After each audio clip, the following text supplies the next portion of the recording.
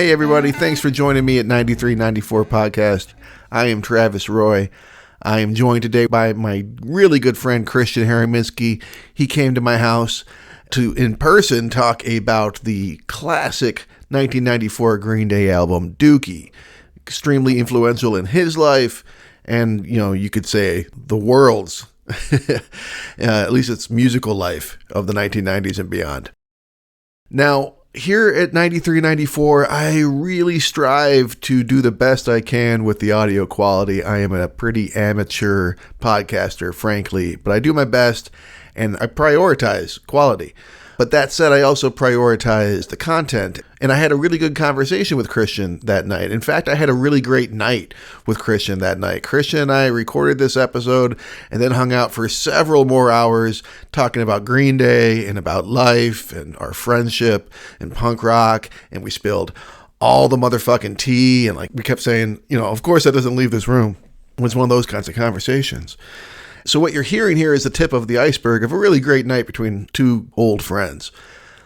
But since we were kind of celebrating that Thursday night or whatever it was, I may have made some sort of error on my end. I can't quite figure out what I did, but I can only assume it's operator error. The audio file for my recording got fucked up. So his audio came out great. He sounds wonderful, but I sound like I'm underwater.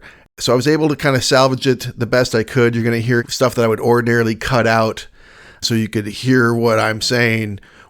So it's not the ideal audio situation for this podcast. I ask that you maybe, indulge me a little bit. Forgive the lack of audio quality on this particular episode. I guess it's punk rock to have a kind of fucked up episode, maybe. I don't know. But bear with me. This is not the norm. But I do appreciate you listening. Here's me and my good buddy Christian talking about Dookie.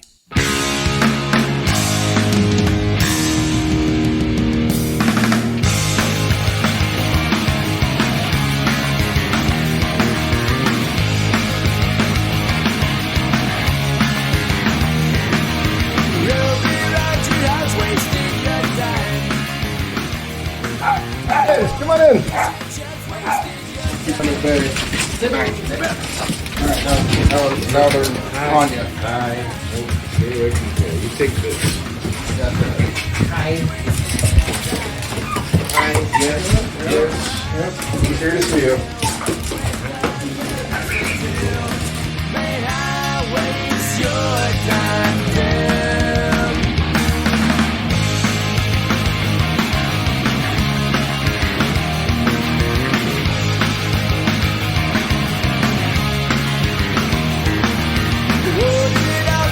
Wasting your time. Smoking cigarettes, wasting your time. Christian Herominski. What's up, buddy? Hey, man. I'm in your room. I'm not in my bedroom. You're in my office. You're in the room of my house. My office. You're my physical presence. We're breathing the same air, and I'm concerned about it. You said your wife has a fever. I shouldn't have said anything. Yes, I will now be concerned and cleaning everything you touched after you left. So, but you also brought me dinner, and you're a good friend, so I can't I complain. touched your dinner. Oh shit! Touched your wet napkin. Oh, excuse me. Stupid. Thank God you edit this. If you would explain to everybody listening, how do you and I know one another? High school, more or less, as far back as 1997, I would say. That's when I first kind of started into that group. Okay. I was definitely a later addition to the posse of people. I mean, I would have met you when you were a freshman in 95, right? You were a freshman in 95? Yeah. I was a transplant to the Heartland area in 94. Yeah. When this album came out, Dookie. And I didn't know anybody. Freshman year, I was definitely kind of a loser. But by 95, I was in the punk scene a little more, and that's how I kind of met you guys. Right. And that's what I mean. We may not have been friends, but I was aware of you because, we were punk rock high, Heartland. But, I knew the other punk rock kids. I knew who you were.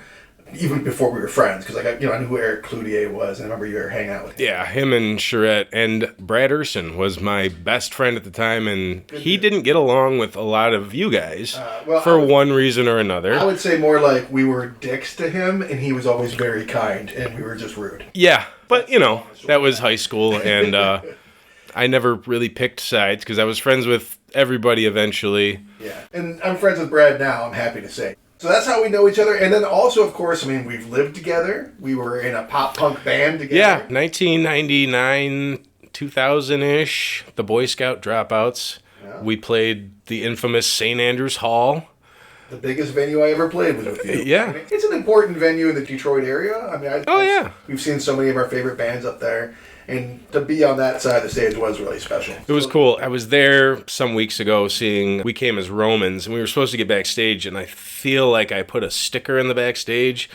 I was never able to check if that's still there, but... I do remember seeing the hand-drawn Nirvana picture in the green room, that was really cool. I declare I don't care no more. I'm running up and out and growing bored in my smoke-jet boring room. My hair is shaking in my eyes, shaking my feet. So let's get to the album that we're here to discuss, which is 1994's Dookie. You said that came out, was it February? February 1st, I believe. So how did you come to this album? Racking my brain. I know I owned this album around 94. I couldn't tell you when, but I definitely ordered it in one of the 20 discs from Columbia House. I got Green Day for a 20th of a penny, and a bunch of other albums I can't even remember. And this was the only one that I kept this whole time. I think I still have the original disc that I had from 94.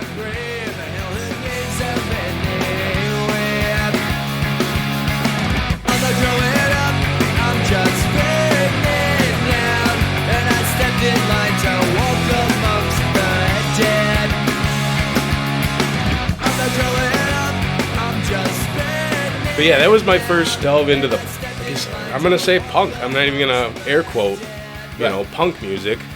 Other than what maybe I'd heard on Police, maybe on the radio at that point. But listen to like Kurt Plunk and stuff. Dookie was my first Green Day experience. Yeah, was it your first punk experience? Boy, probably. I don't know any other bands that you could consider punk that I had been exposed to. And I was not exposed to much because my parents were very strict religious. Mm-hmm. Owning this album was, I had to hide this for a while and tell them like, I got rid of them all. It's crazy. Wow. Yeah, it was bad. But yeah, you know what? This might be my first punk album. My parents were like, we really don't like... They saw the monkey holding a handful of feces on the cover, I think, and they were just like, what is this? There's like a Jesus walking around here. What is this music? I don't know. So I found other avenues through Tooth and Nail Records, MXPX. Somebody introduced me like, well, if your parents won't let you listen to Green Day, you can listen to MXPX. I'm like, yeah, it just sounds just like Green Day, yeah. They were around the same time. They're very much a contemporary of Green Day. Yeah, for the most part. Yeah, I'd say so, I think. Yeah, they're about the same age, I imagine. So in doing this podcast, on one hand, part of me wants to just talk about my favorite albums. And then the other part of me is like, well, I have to talk about the most important albums. And this is one of the most important albums from the era. In fact, again, to quote Wikipedia, it's supposedly one of the highest selling albums of all time. It's a Grammy award-winning album. It won Best Alternative Album of the Year. It's appeared on multiple lists of like most important albums of all time, or like of the 90s, that kind of stuff. But to me, you take all that stuff aside, I believe, and you are just confirming it for me, that a lot of people did not even understand like punk really as a genre when this came out. I think it really kicked the door down for a lot of people. Would we have had Blink-182 and all these other bands after that? I don't know, in terms of like the popularity. Popularity, for sure. What did we have by 94 as far as punk? And I'm now doing air quotes because I would put like early Nirvana in a punk genre, but really... Operation Ivy was out. Rancid's Let's Go, I think, came out that year. Yeah, but they weren't... Out released Another Day in Paradise that year. Yeah, but were they I'm talking mainstream. They weren't mainstream. Yeah, none of it was as far as punk goes, like, well, let's say distorted guitars. Right. Nirvana was very dirty sounding. I will say, and I might be biased because I was a really big fan of them early on, I feel like Social Distortion was pretty famous. They were not like Grammy-winning famous, but people knew them. Like they're late 80s, yeah, early late 80s, 90s, early 90s. 92 was a big one. They were probably like the most prominent punk band, I feel like, before this. At least that was getting like regular radio play. And you could say that, and I have no idea, because I had no frame of reference in this entire scene. My dad was old school Motown and like Neil Diamond. Mm-hmm. My mom was Beatles and Pink Floyd, and it was it. I don't know that Pink Floyd is the most religious music I've ever heard in my life. Well, you know.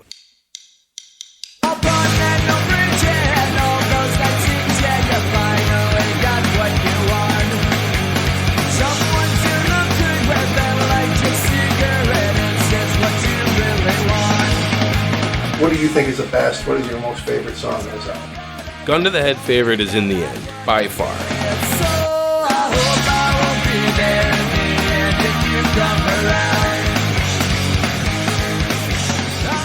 It's speed.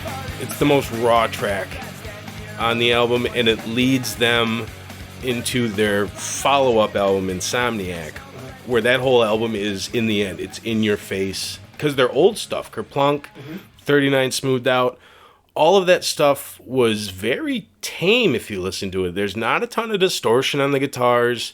You can almost feel like it's very pop. It's almost country influenced a bit. Yeah, a good example on Dookie is Pulling Teeth. They've got a bounce to them. In the end, opens a whole new door to their just, I wouldn't say rage, but that kind of angst-driven... The heavier side. The punk that I know, that kind of speed, and not quite double bass speed, but it's driving. Since you mentioned a double bass speed, since you're more familiar with Green Day, I figure you're the person to ask, is it widely recognized that Trey Cool is an incredible drummer? No, he is the most underrated drummer possibly ever. He's incredible. In rock. He is always on time. His fills are immaculate. I'm a huge, huge Green Day fan. Have been since this album, almost 30 years. They taught me to pick up a guitar and start a band, basically. I was like, I want to be that dude. I want with the messy hair, and I want a fucking zip-up hoodie. So I used to watch and listen to a bunch of B-sides and show videos that I could find. You'd have to go to the record store and find like the Japanese version of an album. And I would go and I would buy $30 albums that I already owned because there was one song on there that I didn't have. Live shows, live performances. The dude never fucked up once. He was so good. And I want to get in later, Mike Dirnt might be the most underrated bass player of all time. He's really fucking good, dude. They're a really strong three-piece. They are. And they've been a three-piece until, I think, 2005. They added a guitarist to do album work eventually, but mostly live stuff. They stepped out of the punk genre by Nimrod for sure, which was 97. And then by American Idiot, that was a whole like opera in a sense. They swing in all sorts of different genres, and yeah, they needed just a bigger sound by that time. But yeah, as far as a three-piece goes, dude, these guys are like, I would put them in the top 3 all time. Listening to this album, that was one of my main takeaways. It was like, holy shit, this drummer in particular is just really on fire. Just tight, and probably never played to a metronome. I can't imagine. He's just got that natural kind of... They were signed when they were like 17 years old. Yeah, right? And Trey wasn't even part of the band until Kerplunk.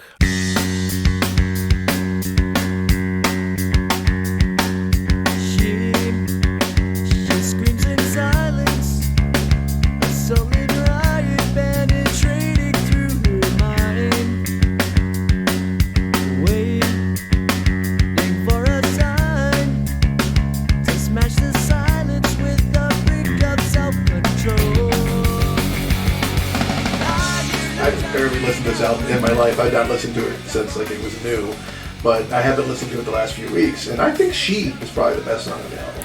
I didn't know it was a single until I saw that on the Wikipedia page. I'm like, I have no recollection of that being a single at all, and I really remember all the other singles from this album because they played the fuck out of them on the radio. And that's why I can't stand Longview, Basket Case. Welcome to Paradise is actually a retrack from Kerplunk. Yeah. That's a song they had. Yeah. When I Come Around, it's a good song, but yeah, you hear it a billion times, and those are the 4. She is in my top 4. Okay. So you're saying that's the underrated one?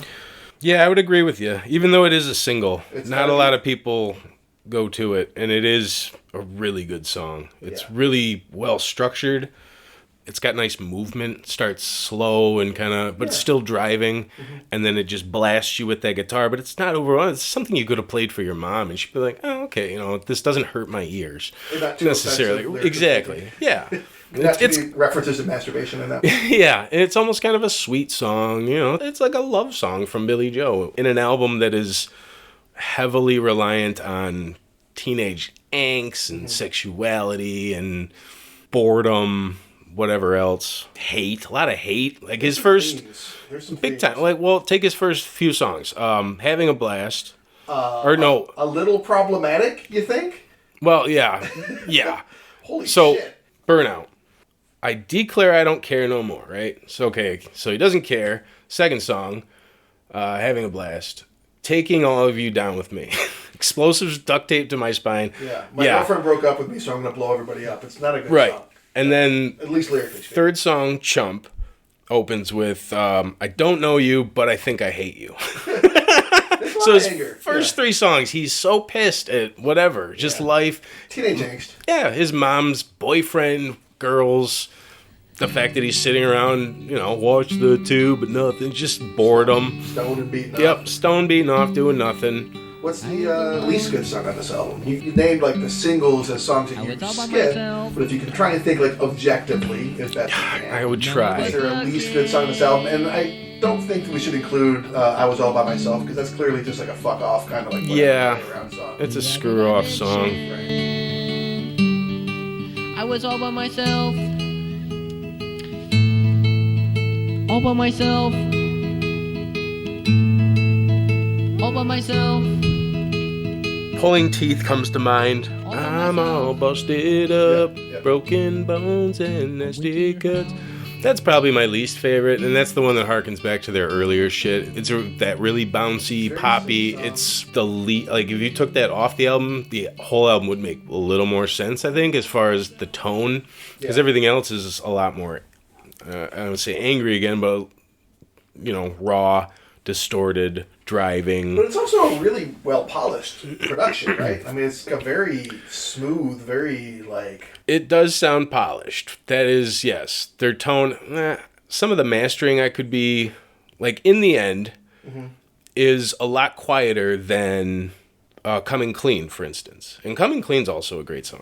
You know what? I think Coming Clean might be my underrated. I wanted to talk about that song. I mean, this is a band that has 3 bisexual dudes in it, which is not something you get very often in a punk rock band. And they were announcing this as early as 1995. And in this, not debut album, but like breakthrough album, Right.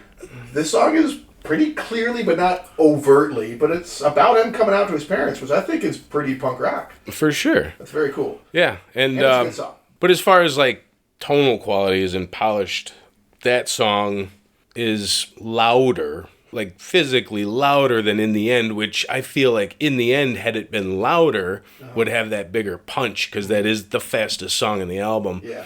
That's nitpicky, but It's okay. it's polished, but it's still raw in that sense. I imagine a lot of people listening will think that I'm crazy for saying this. I think to me there's a really clear and obvious least good song on this album. Like every time I listen to it, it really stands out to me. When I Come Around.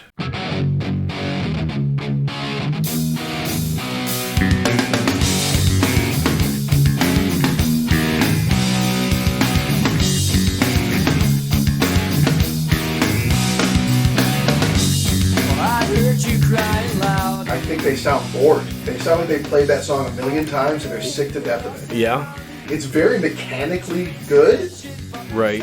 and obviously it's Melodic. good on some level because it was a huge single, just a huge single. But like, I mean, it's very repetitive and like. I don't know, And it becomes repetitive to the listener. That's one of my least favorites.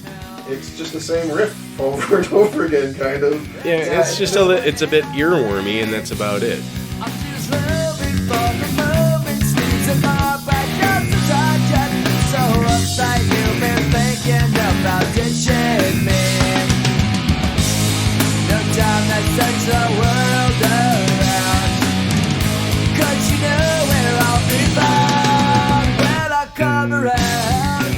there's so much diversity on the rest of the album. Like Longview, for instance, as being not just a single, but being unique, right? To have that really thick bass line, it feels so different from other stuff on the album, and a lot of the songs feel distinct from one another.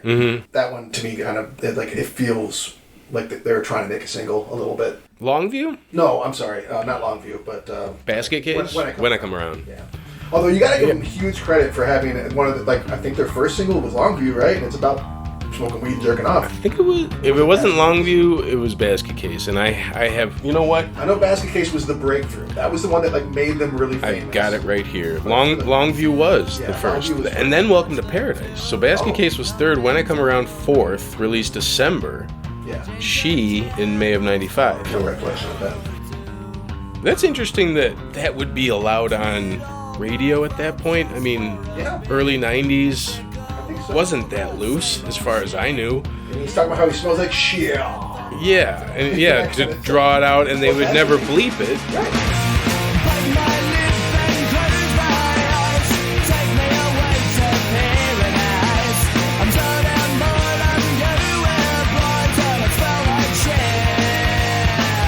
Masturbation is very clear as you can hear it. I mean, I think on MTV they may have bleeped that. They bleeped it on 89X and the riff or wherever they played it locally. It was masturbation. They would just kind of like squeak the middle to kind of trick you, I guess. You're right. Take one syllable out, maybe you won't know. Yeah, exactly. I'm feeling like a dog in heat. So what is your history then with this album? Because you were like very, I won't say anti-Green Day, but I would always tell you, like, listen to this Green Day album. You're like, fuck that, I'm never listening to this. Was I anti-Green Day? I literally had a hat that said, I hate Green Day. That was how I felt. There we go. But I bought the Green Day hat first. Because, all right, I was 13 when this came out. And I was very much in, like, mainstream music is for suckers mode, you know. I was like, you're not listening to Codeine, you're an idiot. You're not listening to, These Immortal Souls, you fool. You know, I try to get like as obscure as I could possibly get at that like age. A branch of the people that thought Green Day were sellouts just because the music got popular and they got signed. If I had been familiar with them before that, I probably would have said that. Right. I can almost guarantee it. So like when Longview came out, I thought it was really cool and I really liked it. And then Basket Case came out as a single, and I have a great memory of that. Like, one of my first bands that I was in was with this kid, Eric Thorson, and he introduced me to this guy named Jimmy Takis. Jimmy. An old friend of ours. And he blew me away that he could play the bass line for Longview, and then me and Eric were playing guitar and singing, and I was like, this guy's so cool. So, like, I had good feelings about it early on, right? Mm-hmm. But then after Basket Case became the single of the year, maybe. Yeah. Like, it's up there. Got played every hour on every station. Ad nauseum. Right before that happened, I went to a store in, I think, the Brighton Mall, and I needed a new hat. And there was a Green Day hat. I didn't even own Dookie, but I'm like, I'll take the Green Day hat, because I don't want the AC/DC hat. So I had the Green Day hat, but then I suddenly felt like I hated them, so I took a white out. Oh, so it wasn't an actual I hate you. Like, you made it. I literally took a legitimate Green Day hat and white out and wrote I hate on it so everyone would know how I felt. And you know what? That's so punk that people probably went, that guy likes Green Day. Not a great fashion statement. I remember in 97, time of my life, being on the radio. I drove like 45 minutes one day and I heard the song like 3 times on the radio in that 45-minute block, and I'm like, I'm never listening to the radio again. Yeah. I pretty much never did. You're right, I was really anti-Green Day for a long time. No, and you know what? That makes sense, because I don't like those songs necessarily either. And Green Day's in my top 5 all-time bands. So, Time of Your Life. It's okay. Was it our, I think it was our class song? Yours. Yeah, it was our class song. Class was Sarah McLachlan. And I was bummed. If I were a freshman and knew, like, Green Day is going to be your fucking class song when you graduate, I'd have been like, fuck yeah! And then it's like, oh, it's this song. Oh, okay. Good riddance. All right, yeah. But I like the lyrics. You listen to it. I hope you had the time of your life. Yeah. No, it's meaningful for the time. And it made sense. I'm sure it was everyone's high school song. And I'm so fucking glad the radio is failing right now, because look what they did to beautiful music. They made us hate it. Yeah, well, they either overplayed it or made it so you could only listen to, like, rap or country. So. Yeah, so I have come to respect Green Day. Absolutely. I would not have them on the show the album on the show if I did not acknowledge both that they were culturally really, really important and actually good. Like, the album's actually good. I'm not going to listen to it all the time. Like, it's not something I'm like, okay, I'm suddenly a Green Day fan now. Right. But it's good driving music. Yeah. It's good upbeat kind of feels, and it's nostalgic for me in a way that, like, is kind of weird because I really wasn't into it, the album, when it came out, but, like, I was fully aware of it. Well, it brings all those memories of every time you heard it in a friend's car or on the radio in a store. Yeah. It takes you back to that, mid-90s feeling. Which is what this podcast is all about. It just takes you back to that era. And having listened to this now, I get to see Green Day in October. That's They're cool. playing When We Were Young Festival in Vegas. Great. And I've got tickets. I've got a hotel room booked. And I haven't seen them since they played Warped Tour in like 03 or 04 or 05. Or I don't know. It's been a minute. My wife just saw them last year. They came through and played Comerica Park, I believe. And she sent me a little video of it. Dude, they sound fucking awesome. right. And I'm very excited. So, yeah, it takes you back to that 8th, 9th grade for me. Mm-hmm.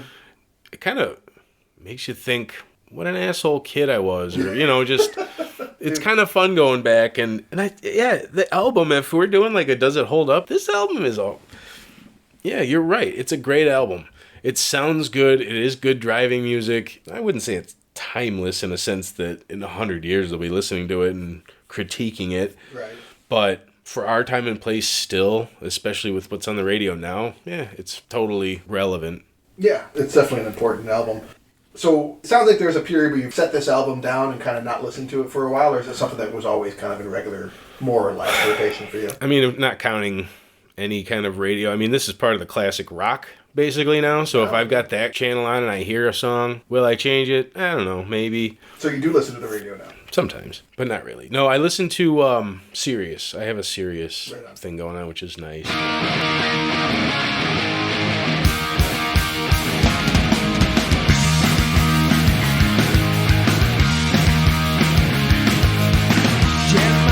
Well, this got me pumped for Green Day. Insomniac 95, Nimrod 97, Warning in 2000, which is another very pop album. I kind of I don't want to say gave up on them, but I kind of outgrew this Yeah.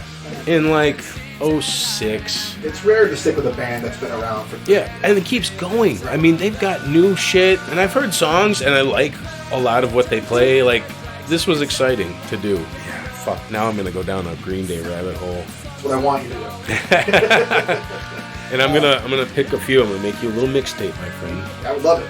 What track should we use to send you out on for this conversation? Boy, should we do the underrated Coming Clean? I'm gonna leave it in your hands, friend, because Okay. that or In the End I was gonna pick because it's my favorite. But if you think Coming Clean is an overseen gem, I'd love to play it for the folks too.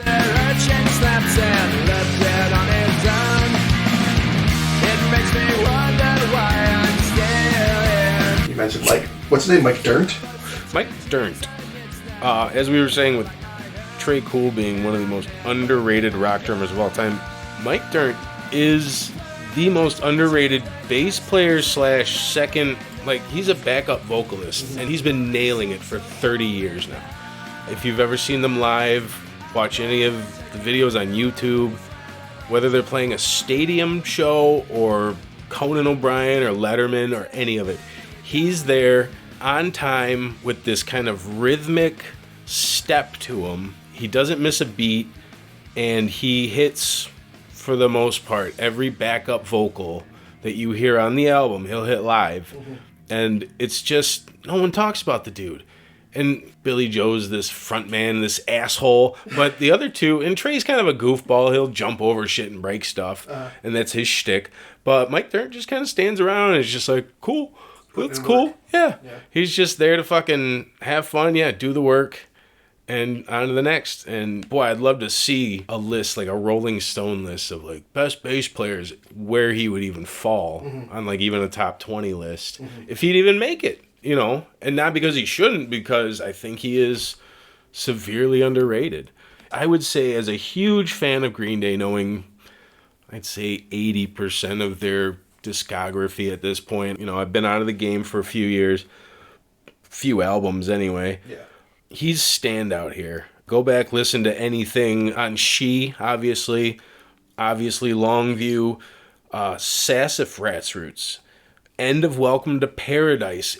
You can listen to that entire album and you'll hear Mike at one point with that, and he's got his own tone, and that pick style is just so distinct.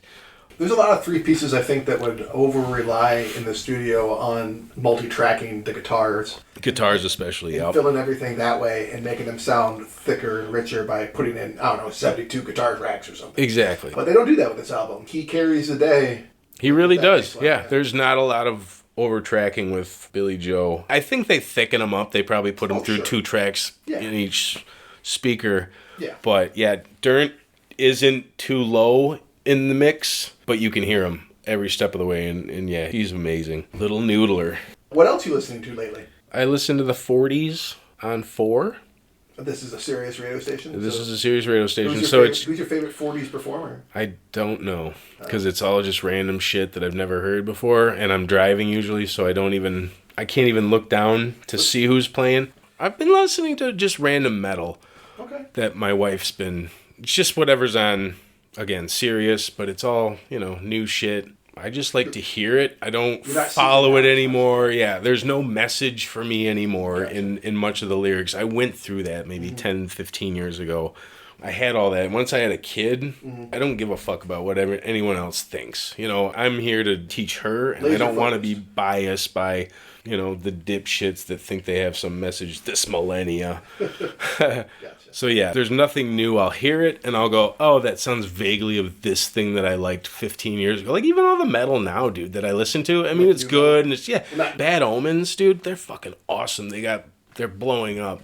He's got a great voice, but that's all reminiscent of shit like Under Oath and stuff I was listening to back in the day. 17 and strung out on confusion.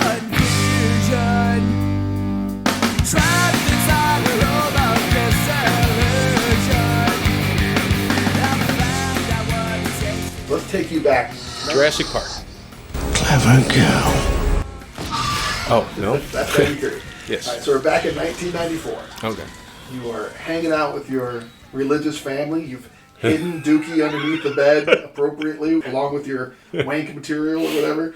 Your family's going to take you out. The register of my in the vent. Your family's going to take you out to dinner, and you get to choose. You get to choose between one of these 5 now defunct franchises that you can no longer go to if you wanted to. Ponderosa one of them? Ponderosa is still around.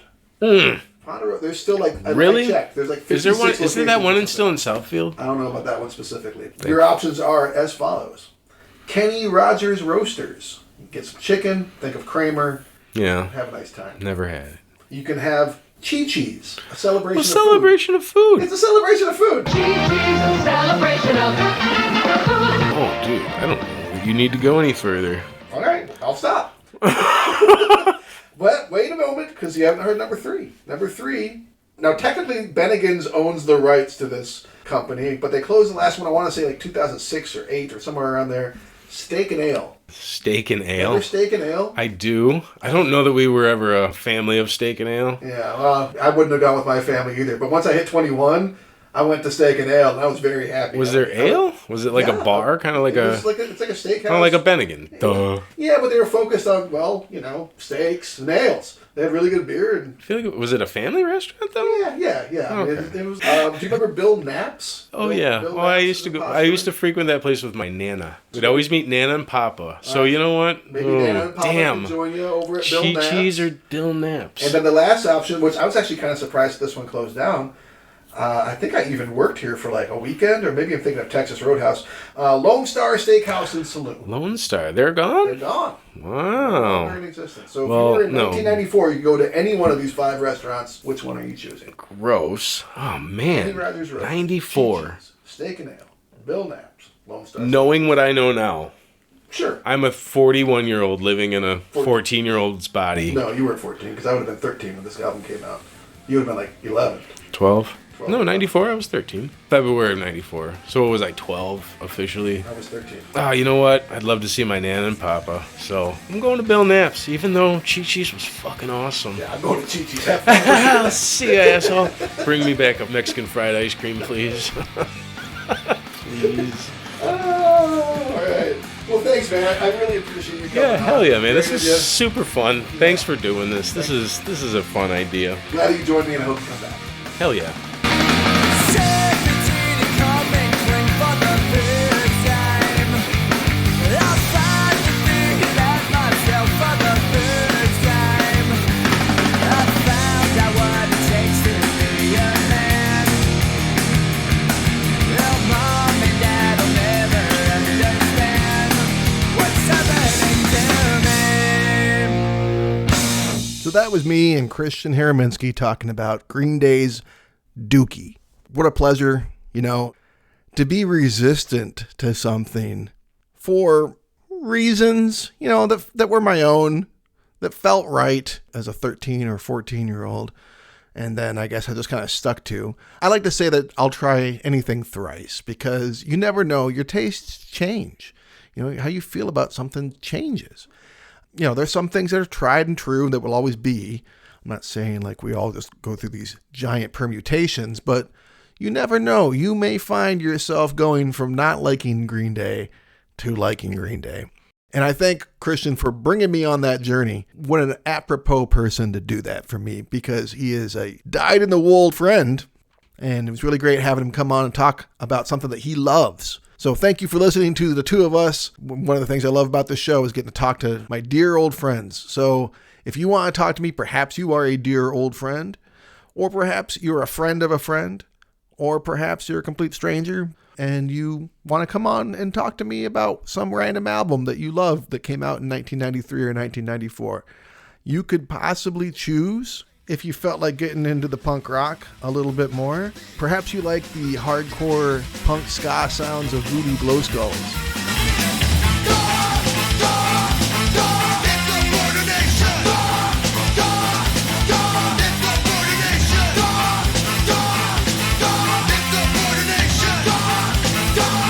They had an album come out in 1993 called Who Is This Is? It's a classic in the genre. And if it spoke to you, maybe you'd like to come on the show and speak to me about it.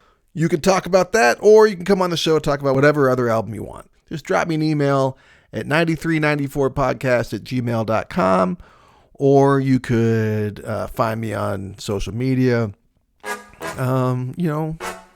passenger pigeon, whatever. I'm around. Thanks.